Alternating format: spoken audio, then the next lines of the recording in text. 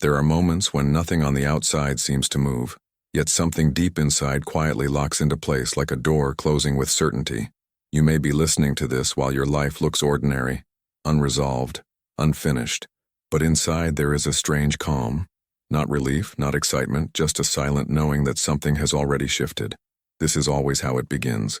Never with fireworks, never with proof, but with a subtle internal click that says this is done, even before the world agrees. Before going further, write this phrase in the comments. I live from imagination. When many people write the same phrase together, attention stabilizes, the noise softens, and the state you are touching here becomes more grounded. This collective focus is not symbolic. It is structural. It trains the mind to remain where it already decided to stand. And if this work brings clarity, if it helps you hold this position without forcing, you can support its continuity through Super Chat, not as obligation, but as participation in keeping this space steady and uninterrupted. Neville Goddard insisted on something most people resist at first. Imagination is not something you use to escape reality. Imagination is reality's source. The world you see is delayed imagination, crystallized assumptions, states once accepted and now made visible. The mistake is thinking imagination is weak because it is invisible. In truth, it is invisible because it is fundamental. You never experience the future. You only experience the fulfillment of an inner position already occupied. Look back at your own life and notice how events that once felt inevitable were first felt internally long before they appeared. The job you knew you would leave, the relationship you felt was already over while still continuing, the opportunity that felt certain before it arrived. These were not hopes, they were states. Neville explained that effort belongs to those who are undecided. When the state is assumed, effort falls away. You do not strain to be what you already are. You do not chase what you already live from. This is why repetition without state produces nothing but fatigue. Words repeated from doubt reinforce doubt. Images imagined from longing reinforce distance. Imagination works only when it is inhabited, not observed. To inhabit a state means you stop checking. You stop asking when. You stop measuring progress. You stop negotiating with circumstances. You begin to respond to life as someone for whom the matter is settled. This does not make you passive. It makes you precise. Your actions become fewer, calmer, cleaner. You do not push. You move. You do not convince, you allow. The world reorganizes itself not because you demanded it, but because it can no longer contradict the position you consistently occupy. Neville often said that faith is loyalty to the unseen reality. Loyalty means you do not abandon it when appearances disagree. You do not dramatize delay. You do not punish yourself for moments of doubt. You simply return, again and again, to the feeling of already being. Not emotional excitement, not forced positivity, but the quiet neutrality of something that no longer needs to prove itself. This is the miracle of imagination. It does not shout. It does not rush. It does not argue. It waits, stable, until the world has no choice but to mirror it. And when it does, it will feel strangely normal, almost anticlimactic, because you have been living there long before anyone else could see it. You may notice that once you truly occupy a state, life stops asking you to explain yourself. The inner debates quiet down. The constant rehearsal of reasons fades. This is one of the clearest signs that imagination has moved from concept to residence. Neville made it clear that imagination does not respond to urgency, because urgency belongs to the state of not having. When you rush, you confess absence. When you wait anxiously, you affirm distance. But when you settle, when you relax into a decision that feels complete inside, something subtle happens. Your nervous system aligns with certainty. From that point on, your reactions change without effort. You no longer overinterpret signals. You no longer attach your mood to every fluctuation outside. You stop reading reality like a verdict and start experiencing it like a sequence already moving toward coherence. This is why so many people struggle even after understanding the ideas intellectually. They try to think their way into a state instead of allowing the state to reorganize their thinking. Imagination is not controlled by logic. It precedes it. You do not convince yourself into belief, you yield into assumption. Yielding does not mean giving up. It means releasing the need to supervise the process. Neville warned that the greatest enemy of manifestation is not disbelief, but interference. The moment you assume a state and then return repeatedly to check if it is working, you are silently withdrawing your loyalty. Loyalty means you stay where you decided to be, even when nothing seems to confirm it yet. This is not denial of reality. It is understanding how reality functions. The outer world is a mirror with a delay. If you move in front of a mirror and then step back to see whether your reflection followed, you will always feel uncertain. But if you remain still, the image stabilizes. The same principle applies internally. When imagination is stabilized, circumstances lose their authority. They still occur, but they no longer dictate who you are being. And this is where the real transformation begins. You stop living reactively. You stop building identity from outcomes. You begin to live from definition instead of evidence. Neville described this as living from the end, not as a technique, but as a posture of inner finality. You are not waiting to become, you are expressing what you have already assumed. From this posture, even setbacks feel different. They do not threaten the state, they refine it. They expose lingering attachments, remaining habits of checking, subtle dependencies on validation.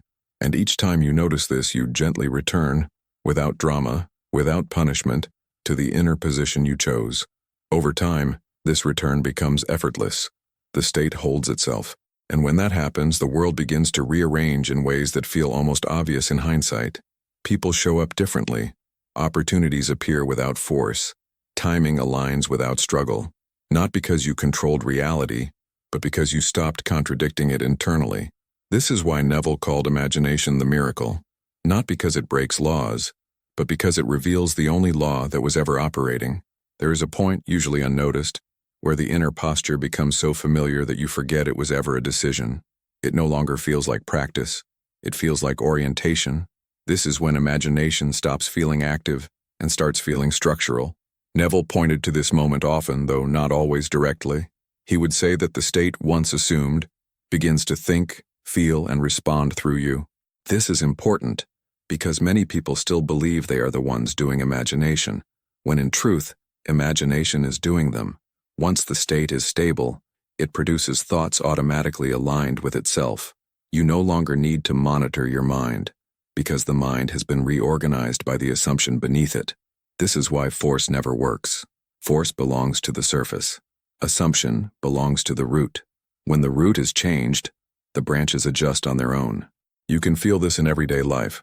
Conversations flow differently. You say less, but what you say lands. You listen more, but without tension. Even silence stops feeling awkward. This is not confidence as performance. It is coherence as presence. Neville made it clear that coherence is the signature of a true state. When you are coherent inside, you do not leak contradiction through your behavior. You are not seeking confirmation because you are not uncertain. You are not defensive because there is nothing to protect. You are not impatient because impatience implies dependence on time, and the state exists outside of time. Time, from this perspective, is simply the mechanism through which the state unfolds. This is why those who truly understand imagination stop asking how long it will take. They understand that delay is not resistance. It is sequence. The seed does not hurry the soil. It does not question the darkness. It does not negotiate with seasons. It rests in certainty, and certainty organizes conditions without commentary. One of the most subtle shifts happens in how you relate to effort. Effort does not disappear, but it becomes impersonal. You act when action is natural. You rest when rest is natural. There is no inner drama about doing or not doing. Neville emphasized that inspired action is not dramatic. It is quiet, obvious, sometimes almost boring. It does not come with adrenaline. It comes with clarity, and clarity is always understated. This is why people often miss their own manifestations. They expect spectacle, but manifestation arrives as normality. It feels like this was always going to happen. This sense of inevitability is the hallmark of a state successfully assumed. Long before the outer result appears, you have already adjusted internally to living with it. You have already integrated it into your identity.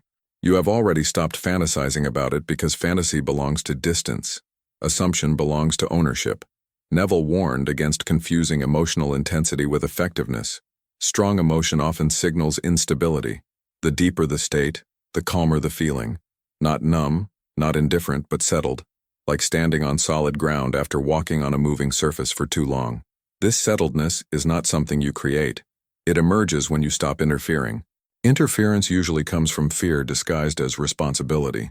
The feeling that you must keep checking, correcting, visualizing harder, affirming more, because if you don't, it might fall apart. But nothing that depends on constant supervision is truly assumed. A real state sustains itself. Once you see this, you begin to trust silence more than repetition. You trust being more than doing. This does not make you passive. It makes you accurate. You stop wasting energy on actions that are not anchored in your state. You stop explaining yourself to people who are not aligned. You stop revisiting decisions internally after they have already been made. This conservation of energy is not laziness. It is alignment. Neville often spoke about rest, not physical rest, but psychological rest. The rest that comes when the mind stops oscillating between possibilities, when you are no longer split between hope and fear, desire and doubt, when the question mark dissolves. This rest is deeply creative. From it, life moves efficiently, not fast, but efficiently. Things connect with fewer steps. Detours shorten. Complications untangle without confrontation. This is not luck. It is reduced resistance. Resistance is not something outside pushing back. Resistance is internal contradiction. When contradiction ends, flow begins. And flow does not announce itself. It simply carries you. You may notice that people respond differently to you without knowing why. They feel less need to test you, less need to challenge, less need to dominate or persuade. This is because the state you occupy sets the tone of interaction. You are no longer negotiating your place in the exchange. You are simply present. Presence is powerful precisely because it is not trying to be. Neville understood this intuitively. He knew that imagination, when assumed, radiates, not energetically in a mystical sense, but psychologically, structurally. Others feel consistency, and consistency creates trust. Trust opens doors you did not knock on. Opportunities arrive without buildup. Invitations appear without campaigning. Again, not magic, but alignment.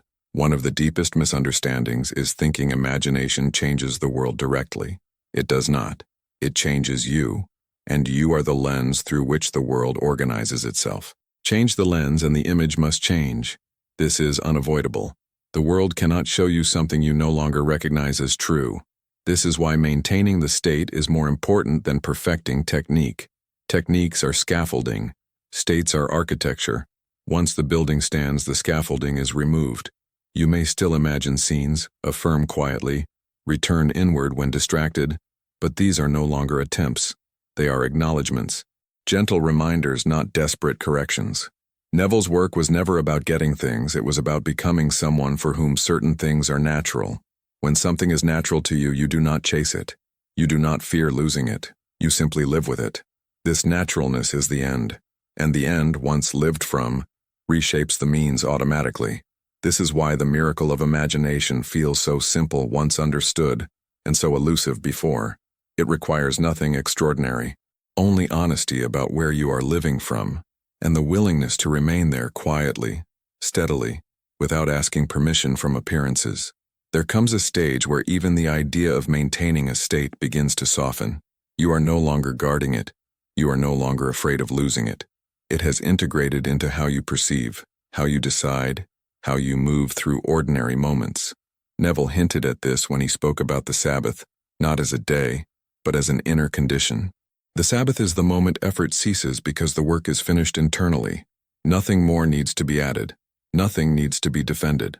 This inner completion is not dramatic. It often feels anticlimactic to the part of the mind that was trained on struggle. But precisely because of this, it is stable. The mind that has lived for years on tension may try to reintroduce movement, questions, urgency, just to feel familiar again. This is where discernment becomes important. You learn to recognize the difference between intuition and habit, between genuine adjustment and unnecessary interference. Neville was very clear. You do not argue with the state. You do not debate it. You do not ask it to justify itself. You simply return to it, the way you return home without thinking about directions. The state is not something you convince yourself of daily. It is something you remember, and remembering does not require effort. It requires presence. Presence means you are not projecting yourself forward to check outcomes, nor dragging yourself backward to review causes. You are here now, occupying the identity you chose. From this position, imagination does not feel like imagery. It feels like identity. You think from it, not about it. This is a subtle but decisive distinction. Thinking from the state means your thoughts arise already filtered by assumption. They are not neutral. They are oriented. You notice this when problems arise. The same situations that once triggered panic now trigger assessment. The same uncertainties that once consumed you now feel manageable, even irrelevant. This is not emotional numbness. It is psychological maturity. Neville understood that maturity of state precedes maturity of circumstance. Life responds to who you are being, not to what you are requesting. Requests belong to separation. Being belongs to unity. When you are unified internally, you stop fragmenting your energy across possibilities. You do not split yourself between outcomes. You move as one. This unity is deeply persuasive to life, not because life is conscious in the way people imagine, but because systems respond to coherence. Coherence reduces friction. Friction creates noise. Noise delays movement. When the noise drops, signals travel cleanly. This is why manifestation often accelerates after long periods of apparent stillness. The stillness was not emptiness. It was consolidation. Neville never promised speed. He promised inevitability. And inevitability does not need speed to be effective. It needs consistency. Consistency does not mean intensity. It means reliability, showing up internally the same way regardless of external fluctuation. This is harder than it sounds, because the ego is addicted to reaction. Reaction gives the illusion of participation, but reaction is not creation. Reaction is alignment with what already is. Creation begins where reaction ends. This is why Neville emphasized self-observation without judgment. You watch your inner movements not to correct them aggressively, but to recognize when you have stepped out of position. And when you notice it, you return.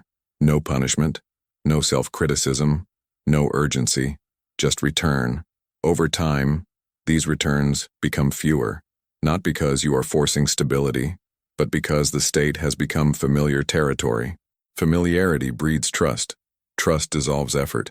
Effortlessness is not laziness. It is the natural outcome of alignment. You are no longer swimming against your own assumption. One of the clearest indicators that the state is solid is how you relate to uncertainty. You stop interpreting uncertainty as threat. You understand that not knowing the path does not mean not knowing the destination. Neville often said that the means are hidden, because if you knew them, you would interfere. The mind that demands to see the path is the same mind that would try to manage it. But management is not creation. Management is control, and control arises from fear. When fear subsides, control relaxes. You allow life to connect dots you could not consciously arrange. And when the result appears, it often does so through ordinary channels, familiar people, expected systems. The miracle is not the form, but the timing, the ease, the lack of struggle. You look back and realize that nothing dramatic was required, only a decision you honored internally. This is why Neville insisted that imagination is not magic. It is law. A law does not negotiate. It does not respond to pleading. It responds to position. You place yourself and the law operates. If you move yourself, the law reflects that too. There is no favoritism, no punishment, only correspondence. Understanding this removes guilt and blame. If something has not appeared yet, it does not mean you failed. It means the state is still being contradicted somewhere internally. And contradiction is not wrong. It is simply information. You do not attack it. You clarify it. Clarification comes through honesty. Asking yourself quietly, where am I still reacting as if this were not true? Where am I still behaving as if permission is needed? Where am I still postponing myself? These questions are not meant to shame. They are meant to reveal. And revelation is always gentle when you are ready. As this clarity deepens, you may notice a shift in your relationship to desire itself. Desire becomes less urgent, not because you do not want, but because you are no longer defined by wanting. Wanting is tension toward something absent. Being is relaxation into something present. When desire relaxes, it transforms into preference rather than necessity. And preferences do not destabilize you. They inform you. You can hold them lightly. You can enjoy them without anxiety. This lightness is often misunderstood by others. They may think you have become indifferent, In truth, you have become unattached. Unattachment does not mean you do not care. It means you are not dependent. Dependency creates fear of loss. Unattachment creates freedom of movement. Freedom of movement allows life to meet you halfway. Neville's work at its core was about freedom. Freedom from inner coercion. Freedom from unconscious repetition. Freedom from living as a reaction to past assumptions. Imagination is the instrument of that freedom, not because it lets you escape reality, but because it lets you choose the reality you are participating in. Once you see this, you stop treating imagination as a tool you pick up occasionally. It becomes the ground you stand on, and standing on it does not require effort. It requires presence. Presence is the quiet confidence of someone who knows where they are, even when the lights are low. At a certain point, you stop asking whether you are doing it right. That question belongs to the phase of transition, when the old identity is still negotiating its exit. When imagination has truly become the place you live from, the question dissolves on its own. You are no longer measuring yourself against an idea. You are simply inhabiting a position. Neville understood that identity is always primary. Techniques are secondary expressions of identity, never the cause. This is why he rarely emphasized variety or complexity. He returned again and again to the same core understanding. Assume the feeling of the wish fulfilled and remain there. Remain does not mean hold with tension. It means do not abandon. Abandonment happens subtly, not through obvious doubt but through distraction. You drift back into old reactions, old inner dialogues, old explanations. And yet even this drifting is not failure. It is contrast. Contrast reveals what is still active beneath the surface. Neville never treated the mind as an enemy. He treated it as a habit machine. Habits do not stop because you criticize them. They stop because you no longer feed them with belief. When the assumption changes, the habit loses its energy source. This is why persistence is not about force, but about consistency of return. Each time you notice yourself reacting from an outdated position and gently shift back, you weaken the old pattern without conflict. Conflict only reinforces what it opposes. Neutral observation dissolves it. This is a level of inner maturity most people skip because it does not feel heroic. It feels ordinary, but ordinary is where power hides. The most decisive changes in your life did not announce themselves. They crept in quietly and then suddenly felt irreversible. Neville trusted this quiet irreversibility. He knew that once a state is naturalized, it does not need reinforcement. You do not remind yourself of your name every morning. You do not affirm your identity. You live from it. The same applies to any assumed state. When imagination has done its work, the state carries itself. From here, something interesting happens with your relationship to effort and ambition. You stop striving for proof. You still move, still act, still build, but without the internal pressure that once accompanied those movements. Action becomes expression rather than compensation. You are no longer trying to earn legitimacy. You are extending what is already legitimate inside you. This changes how the world receives you. People sense when someone is compensating. They sense when someone is grounded. Groundedness does not push. It invites. Neville was clear that the world responds to inner authority, not external assertion. Authority is not dominance. It is certainty without aggression. You do not need to convince reality of anything when you are no longer asking it for permission. Permission is granted internally or nowhere. This internal permission restructures time. Waiting loses its emotional charge. You still understand sequence, but you no longer interpret delay as denial. Delay becomes neutral. Neutrality is powerful because it does not leak energy. Most frustration is leaked energy. Leaked energy feeds doubt.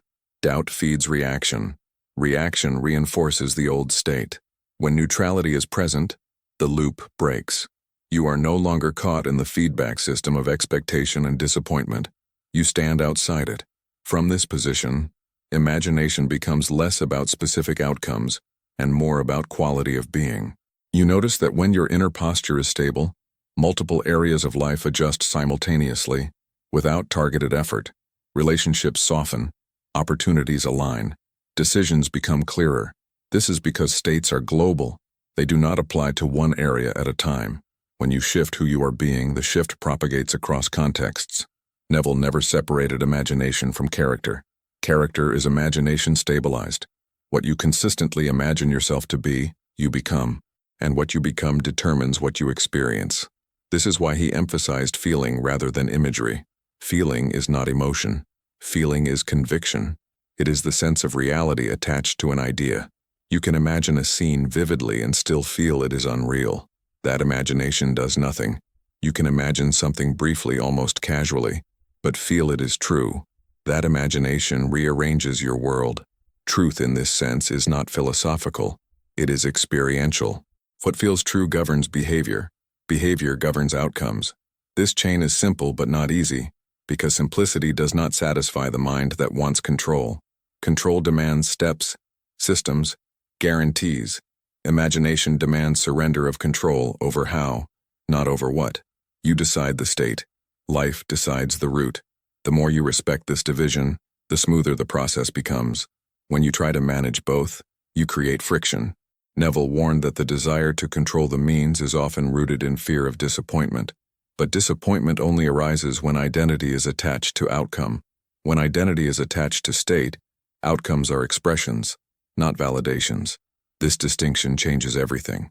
You can experience success without becoming inflated. You can experience delay without becoming diminished. Your center holds. Holding the center does not require vigilance. It requires honesty. You notice when you have stepped away, and you return, not because you are afraid of losing something, but because the state feels more real than the alternative. This is the ultimate shift. You do not return to the state to get something. You return because it is home. And from home, life responds differently. Not always immediately, not always dramatically, but consistently. Neville trusted consistency more than speed. Speed impresses the ego. Consistency builds reality. Over time, you may look back and realize that the person you used to be feels distant, almost fictional. The fears that once dominated your thinking no longer find traction, not because circumstances eliminated them, but because your identity no longer supports them. Fear requires a host. When the host changes, fear leaves. This is liberation, not in a mystical sense, but in a psychological one. You are no longer compelled by unconscious scripts. You are choosing consciously where to stand. Imagination is the means of that choice. Not imagination as fantasy, but imagination as assumption. Assumption is the quiet declaration of reality. You do not shout it, you live it.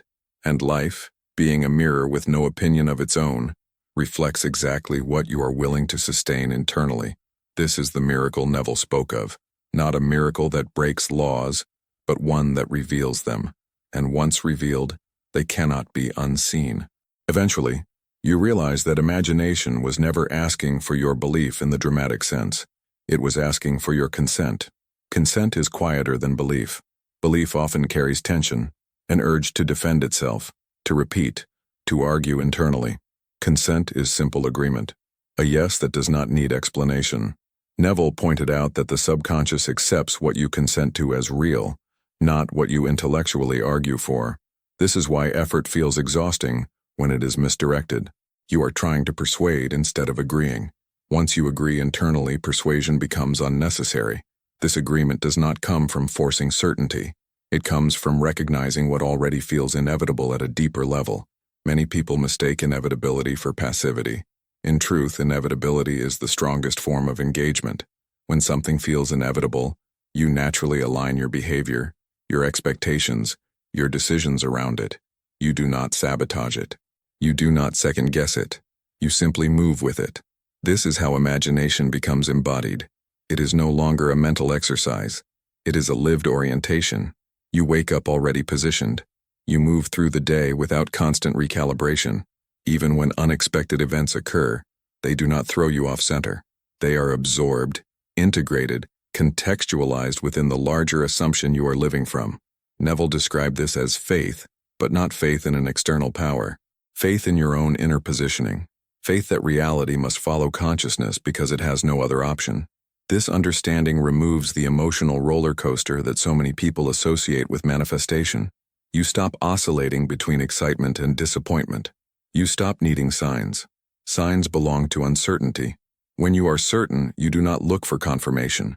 You notice correspondence when it appears, but you are not dependent on it. This independence is subtle, but it changes everything.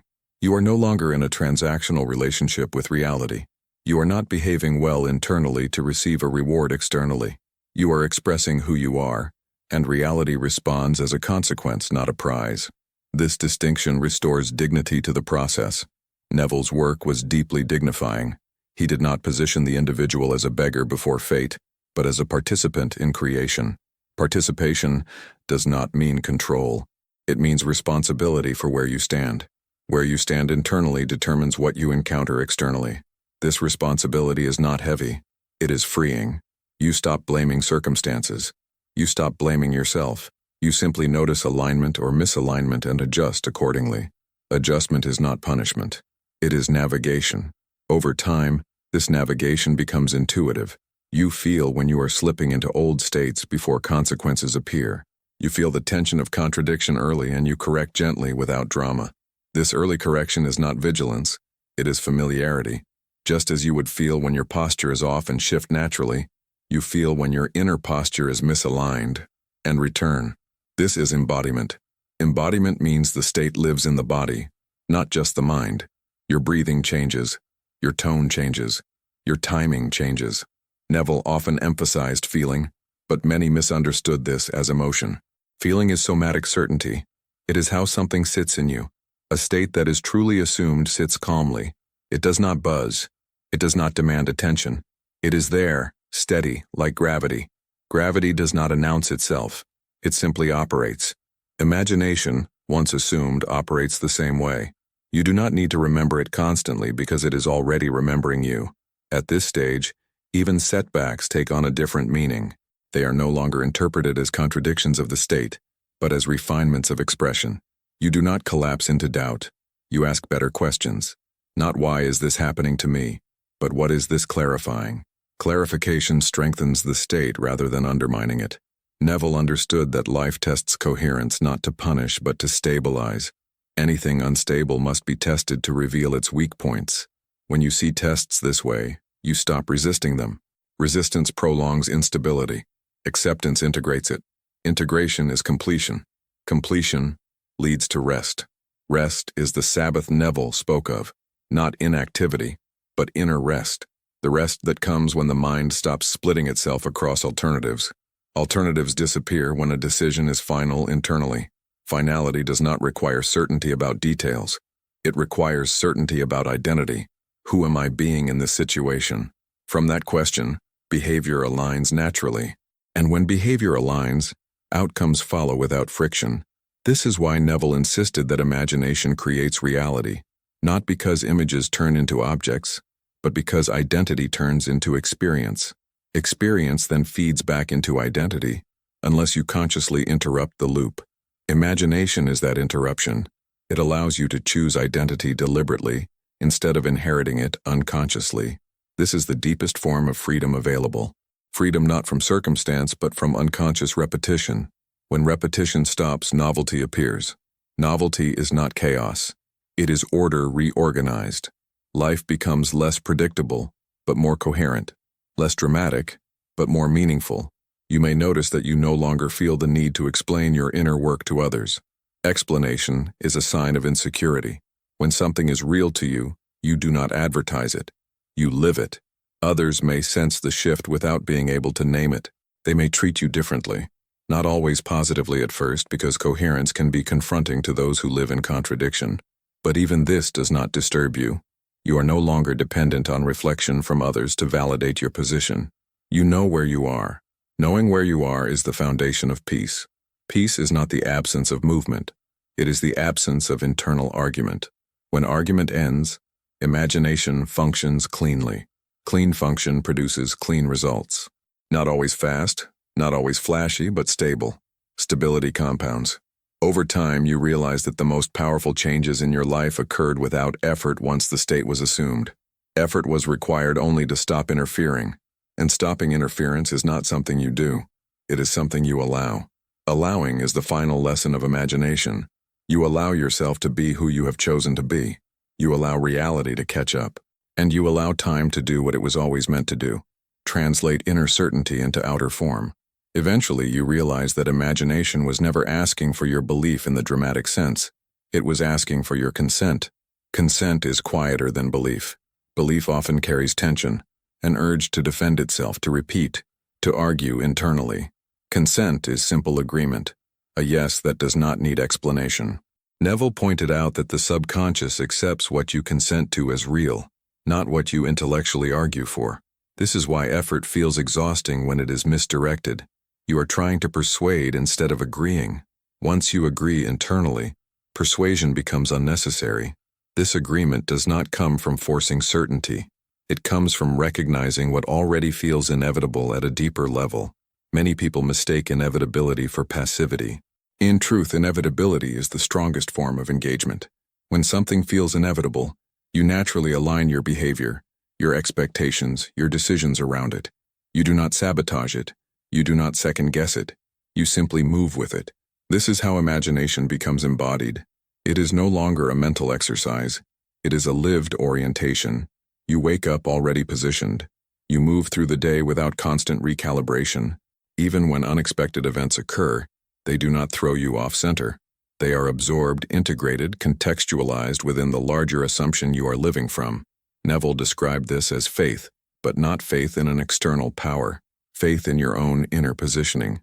Faith that reality must follow consciousness because it has no other option. This understanding removes the emotional roller coaster that so many people associate with manifestation. You stop oscillating between excitement and disappointment. You stop needing signs. Signs belong to uncertainty. When you are certain, you do not look for confirmation. You notice correspondence when it appears, but you are not dependent on it. This independence is subtle, but it changes everything. You are no longer in a transactional relationship with reality. You are not behaving well internally to receive a reward externally. You are expressing who you are, and reality responds as a consequence, not a prize. This distinction restores dignity to the process. Neville's work was deeply dignifying. He did not position the individual as a beggar before fate, but as a participant in creation. Participation does not mean control. It means responsibility for where you stand. Where you stand internally determines what you encounter externally. This responsibility is not heavy. It is freeing. You stop blaming circumstances. You stop blaming yourself. You simply notice alignment or misalignment and adjust accordingly. Adjustment is not punishment. It is navigation. Over time, this navigation becomes intuitive. You feel when you are slipping into old states before consequences appear. You feel the tension of contradiction early and you correct gently without drama. This early correction is not vigilance. It is familiarity. Just as you would feel when your posture is off and shift naturally, you feel when your inner posture is misaligned and return. This is embodiment. Embodiment means the state lives in the body, not just the mind. Your breathing changes. Your tone changes. Your timing changes. Neville often emphasized feeling, but many misunderstood this as emotion. Feeling is somatic certainty. It is how something sits in you. A state that is truly assumed sits calmly. It does not buzz. It does not demand attention. It is there, steady, like gravity. Gravity does not announce itself. It simply operates. Imagination, once assumed, operates the same way. You do not need to remember it constantly because it is already remembering you. At this stage, even setbacks take on a different meaning. They are no longer interpreted as contradictions of the state, but as refinements of expression. You do not collapse into doubt. You ask better questions. Not why is this happening to me, but what is this clarifying? Clarification strengthens the state rather than undermining it. Neville understood that life tests coherence, not to punish, but to stabilize. Anything unstable must be tested to reveal its weak points. When you see tests this way, you stop resisting them. Resistance prolongs instability. Acceptance integrates it. Integration is completion. Completion leads to rest. Rest is the Sabbath Neville spoke of. Not inactivity, but inner rest. The rest that comes when the mind stops splitting itself across alternatives. Alternatives disappear when a decision is final internally. Finality does not require certainty about details. It requires certainty about identity. Who am I being in this situation? From that question, behavior aligns naturally. And when behavior aligns, outcomes follow without friction. This is why Neville insisted that imagination creates reality. Not because images turn into objects, but because identity turns into experience. Experience then feeds back into identity unless you consciously interrupt the loop. Imagination is that interruption. It allows you to choose identity deliberately instead of inheriting it unconsciously. This is the deepest form of freedom available, freedom not from circumstance, but from unconscious repetition. When repetition stops, novelty appears. Novelty is not chaos. It is order reorganized. Life becomes less predictable, but more coherent, less dramatic, but more meaningful. You may notice that you no longer feel the need to explain your inner work to others. Explanation is a sign of insecurity. When something is real to you, you do not advertise it. You live it. Others may sense the shift without being able to name it. They may treat you differently, not always positively at first, because coherence can be confronting to those who live in contradiction. But even this does not disturb you. You are no longer dependent on reflection from others to validate your position. You know where you are. Knowing where you are is the foundation of peace. Peace is not the absence of movement. It is the absence of internal argument. When argument ends, imagination functions cleanly. Clean function produces clean results. Not always fast, not always flashy, but stable. Stability compounds. Over time, you realize that the most powerful changes in your life occurred without effort. Once the state was assumed, effort was required only to stop interfering. And stopping interference is not something you do. It is something you allow. Allowing is the final lesson of imagination. You allow yourself to be who you have chosen to be. You allow reality to catch up, and you allow time to do what it was always meant to do. Translate inner certainty into outer form. What remains when everything else falls away is not technique, not repetition, not even imagination as an activity, but position. Neville was always pointing to position, even when people thought he was teaching visualization. Position is where you stand inwardly when no one is watching, when nothing is happening, when there is no immediate feedback. It is who you are, being in the silence between events. That silence is not empty. It is formative. It is where identity settles and where reality takes its cue. The last illusion to dissolve is the idea that you must keep doing something to deserve the outcome. Deserving belongs to a moral framework. Creation belongs to a structural one. Reality does not reward effort. It reflects alignment. When alignment is present, movement happens with or without your conscious involvement. When it is absent, no amount of effort compensates.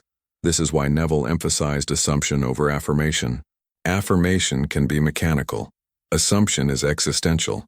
You do not repeat who you are. You live as who you are.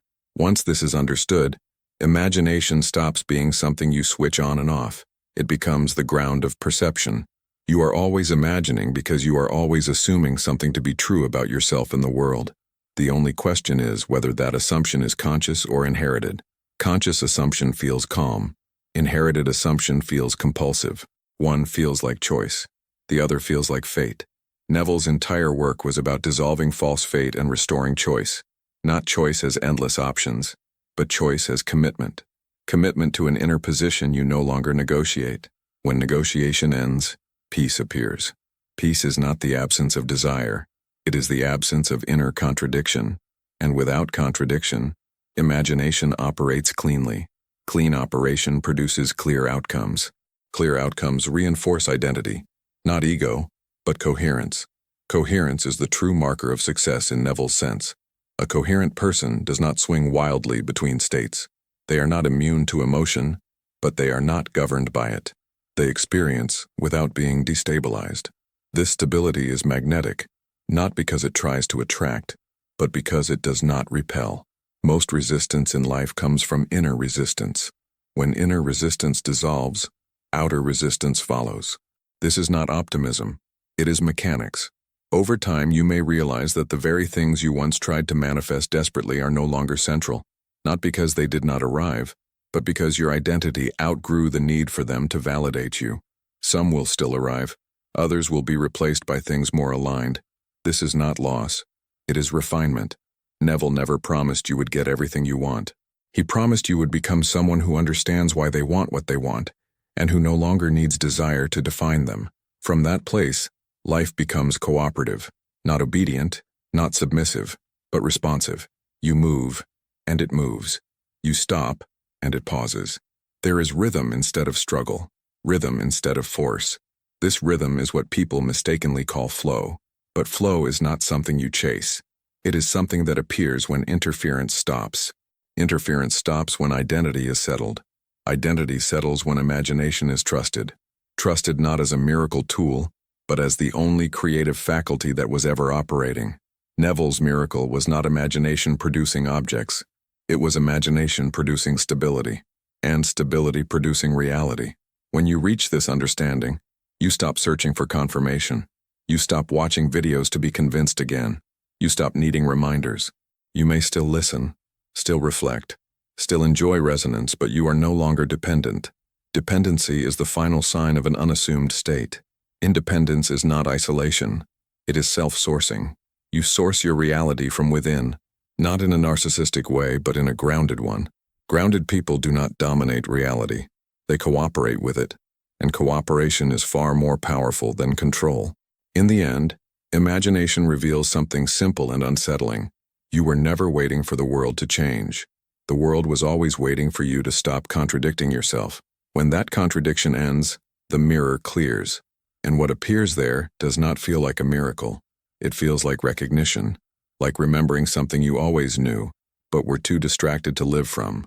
And once remembered, it cannot be forgotten.